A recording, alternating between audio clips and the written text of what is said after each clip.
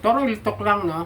Payo ko sa inyo kasi ang dami pa rin talagang takot at nati-threaten, nai-intimidate nito mga abusadong ula. Sa totoo lang, hindi naman kayo dapat matakot dyan sa mga yan eh. Alam nyo kung bakit? Kasi sila yung mas takot. Kasi mas marami silang binabiolate ng mga batas.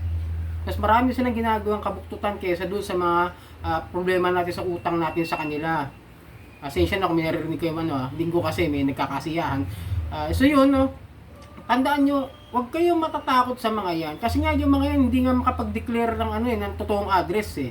Kaya di ba nahihirapan silang hulihin ng mga ahensya ng gobyerno dahil nga hindi legit yung mga address nila. Bago lahat, makikisuyo lang po sana at maglalabing ako sa inyo na kung bago kayo dito sa aking channel, pakipollow na lang po ang aking mga social media account, ang aking Facebook, TikTok at itong aking YouTube channel, ang Janitor TV at ito ang Johnny Det, usapang ula. So, ang dami pa rin ako nakukuhang message na takot pa rin sila sa mga panghaharas na ginagawa ng mga ula. Di ba sabi ko nga sa inyo, yung mga yan, hanggang dyan lang yan. Hanggang pagbabanta lang yan, hanggang pananakot lang yan. May nabalitaan na ba kayo na naipakulong ng mga yan? Wala, di ba? Kasi kung totoong kaya nila magpakulong, puno ang munting lupa sa dami ng may utang na sa atin. Di ba? Kung naging batas na krimen ng ang hindi pagbabayad sa utang, ang dami natin malaman nagsiksikan tayo sa isang kulungan. Di ba? Doon na lang ang mindset ninyo. Yung sipin nyo walang nakukulong. At kung natatakot naman kayo na inaharas kayo sabay threatening kayo na may gagawin hindi maganda, pupuntahan kayo sa bahay nyo, may mawawala sa pamilya nyo, uubusin daw kayo. Diba? Kung may mga sinasabi sila, susunugin yung bahay ninyo. That's only part of the system nila. Part lang ng pananakot nila yan. Tandaan nyo, ako naging biktima rin, di ba? Naranasan ko rin yung mga ganyan. Naipost din. Kagaya ninyo, naipost din. Iba na i-post sa gawa ng GC, ganun din. Same feeling ng mga nararanasan nyo ngayon. Yung nararanasan ko. Kaya nga sabi nyo, imbis na magmukmuk ako dyan sa isang tabi, kaysa manahimik, kung kayo takot na di nyo alam ang gagawin, always remember may paraan para pwede tayong magreklamo.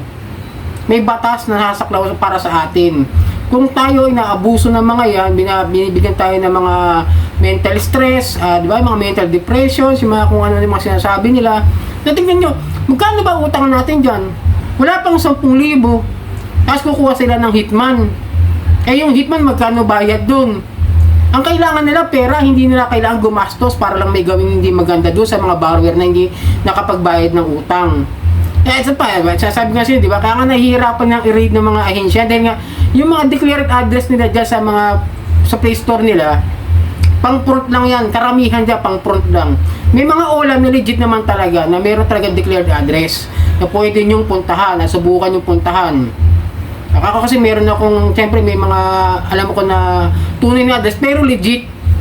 Example ko yung Ion, di ba? May online din sila, may lending company rin sila. Napupuntahan ko, doon ako unang pumunta nun eh. May pirmahan pa. At least pwede ka magreklamo kung may problema kayo doon sa mga lending. Ka-example ko yun na Iyon. O si Home Credit, di ba? Nagpupunta sa bahay yan, nireklamo rin kayo dyan ng mga matatas na interest. Pero meron silang physical office. Pero yung mga abusadong ola, example natin si Mocha Mocha, si OK Peso, si Pera Mo. Karamihan dyan, mga fraud ang ano dyan, di ko sabihin fraud, no? Hindi talaga address eh, maaaring pinapupurot lang nila. Pero ngayon, ang problema kasi kay SEC, di ba? Sabi ko nga, sana ang ginagawa din ng SEC is ipakita o puntahan nila kung legit ba talaga yung address na binibigay nila. Kasi pag pinuntahan mo, meron ako napanood, no? Last year, yung sa reporter's notebook, if I remember it correctly, may pumuntang reporter doon para alamin kung nandun ba talaga yung OLA na yon. Hindi naman binanggit sa video na yon, sa reporter's notebook na video. Nung pinuntahan, sabi ng gwardiya, wala raw. Eh, yun na naalala ko. Kaya uulitin ko panoorin yun. Pero yun yung panood ko, yung pagkakaintindi ko. Parang sinabi ng gwardiya, wala naman daw ganong klase ng mga company doon sa establishment nila. So, di ba doon pala mag-iisip na kayo eh. Naka-declare sa apps nila, yung address na yon, yung building na yon, yung establishment na yon. Pero pag pinuntahan mo, wala. Pag pinuntahan mo, baka anting lote. Di ba? Takot! Sila talaga ang takot. Kasi naka-script na yan eh. Nasa computer na nila yan eh. Ipo-forward na lang yan eh. Doon sa mga hindi nakapagbayad. Doon sa mga contacts din natin. Ipo-forward na lang nila yung email ng panghaharas nila. Ganun lang ang sistema nila. Diyan sila magaling. Kasi kung talagang legit yan, pupunta naman sa bahay yan eh. Kung nasabi nga, yung all agent nga na pupunta sa bahay, mas kabado pa yun kaysa doon sa sisingilin kung tutuusin dahil wala siyang ideya kung ano pwedeng mangyari sa kanya once na magpunta siya sa bahay ninyo, maaari may magawa hindi maganda kung malaman nila na yung Ola na yun ay isa sa mga nangaharap sa kanya. Di ba? Pwedeng pag nalaman, kunwari, si Muka nagpunta, alam nyo nangaharas yun. Tingin nyo pupunta yan? Ang mga legit lang nang pupunta, talaga sasabihin ko sa inyo, Digido, Ion, Home Credit, Cashmart. Kung meron akong nakita may pinuntahan, nagpabigay ng demand letter. Pero yung sila OLP kasi mostly third collection party ang pumupunta sa kanila. Sa mga bahay, hindi mismo si OLP. Pag naibenta na nila sa third party collection, yun ang pupunta, yun ang mangungulit. OLP, peso ready, yan ang mga nagpupunta. Kumbaga, bibenta na lang nila yung bahala na yung collection, yung third party collection partner nila. Sila ang bahalang manil doon. Yun ang ginagawa ng mga yon para iwas po so kung sakali magkaroon ng problema, magkaroon ng aberya doon sa paniningil. Pero kung legit naman yan, di ba? Sabi nga sa inyo, ako ilang beses ako napunta, nilang leading company pumunta sa akin. Wala namang nangyari. It's just the way to be settled it correctly and legally. Yun lang ang pwede nilang gawin. Wala silang ibang pwedeng gawin. Hindi kayo pwedeng ipahiya sa barangay ninyo. Hindi sila pwedeng pumunta sa barangay ninyo. Kaya pag sinasabi nilang ganitong araw pupunta yung agent, makikipag-usap kay Kap, kay Kagawad, kay Secretary, but may imo. But yun. Ngayon kahit yung mga legit, kahit nga sabi siya yung iyon di man nagpunta sa barangay, dumirekta sa bahay namin para makipag-cooperate, para magkaroon ng maayos na settlement doon sa utang ko, na balance ko na hindi nabayaran. Biruin mo, lending company, legit. 2 years, pasensya na, kung minaririnig kayo yun ang sinasabi ko sa inyo kaya sabi ko, huwag kayong natataranta, kalmad lang kayo, nai-stress kayo dahil hindi nyo alam ang gagawin. Wala kayong gagawin. Magpalit na lang kayo ng SIM card, mag-deactivate kayo ng Facebook ninyo. Wala kayong ibang gagawin para maayos yung sarili ninyo.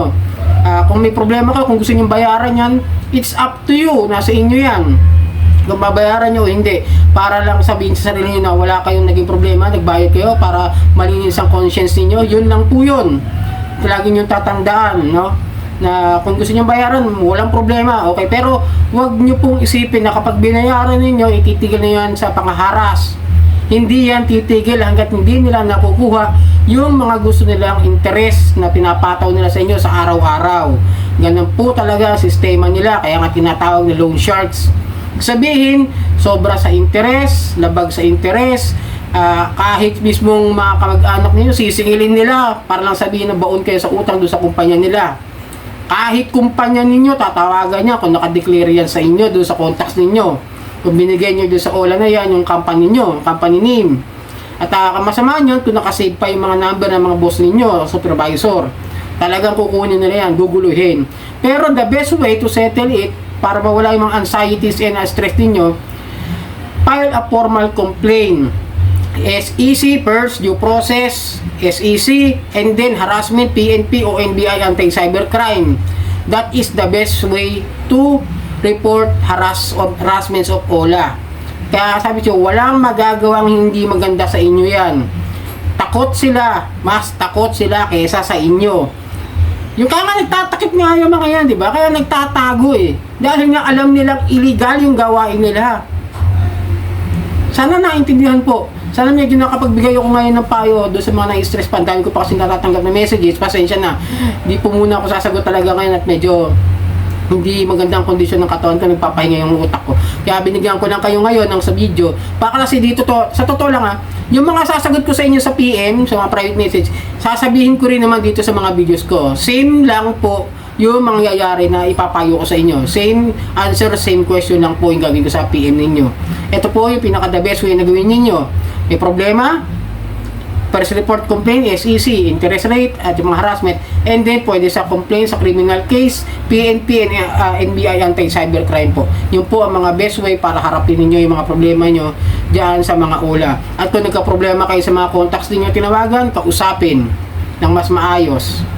Kung ayaw nilang maniwala, nasa kanila na po yun. Doon nyo malalaman kung sino yung mga tunay nyong kaibigan at kung sino ang tunay na nakakaintindi sa inyo.